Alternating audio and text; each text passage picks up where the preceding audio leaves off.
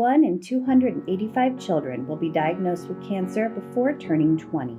The words, "your child has cancer," are not ones you ever expect to hear. But the Krakau Family of Waukee, Iowa heard those dreaded words in early 2021. Middle of March, Ethan was having some stomach pain. So we had taken him to an initial appointment, and then we took him again about 10 days later, and they sent us straight to blank after doing a stomach x-ray, and they found something there. 5 days later, we found out that he had Burkitt lymphoma, which is a very quick growing cancer. Within days of diagnosis, Ethan Krakau had a port surgically placed in his chest, a lumbar puncture with chemotherapy, and a bone marrow test. The aggressive treatment for his aggressive lymphoma turned life for this active 7-year-old upside down. His usual activities of biking, fishing, and basketball had to take a back seat to this new journey. It was kind of a hard and fast treatment, so when he got chemo, he would be admitted for 7 days at a time and be inpatient chemo for that time frame.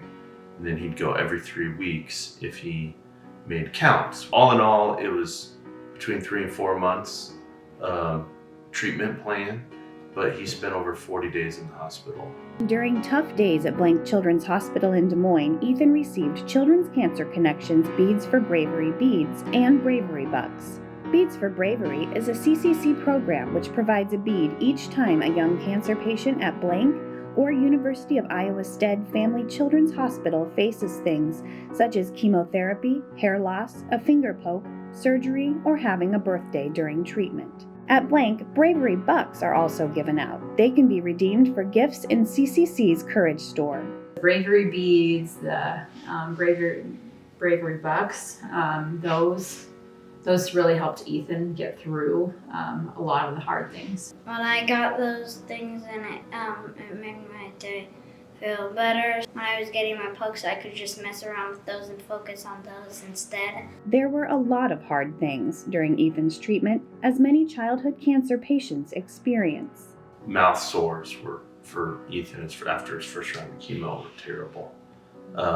There was a time where he was hooked up to a morphine drip and as well as taking very strong painkillers. He had to have a TPN for nutrition because he just couldn't eat. It hurt him so bad. It was rough, but the hard and fast treatment worked. Ethan wrapped up treatment in July 2021 and has been in remission since.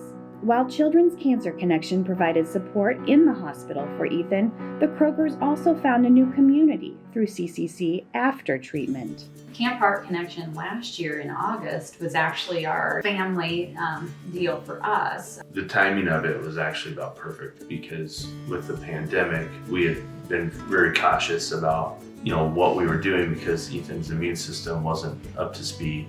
Kind of one of our first ventures doing things around a group of folks was that where we were around people that we knew also got it and understood. Ethan and his brother Aaron enjoyed horseback riding, swimming, and climbing the rock wall the most at camp, but they also made new friends who knew what it was like to be on a childhood cancer journey as either a patient or a sibling. And ask them what it was like for them, and I can tell them what it was like for me. At Camp Heart Connection, every day we hung out with them. Inspired by the incredible support they received following Ethan's diagnosis from family, friends, CCC, and other organizations, the Krakaus founded their own nonprofit.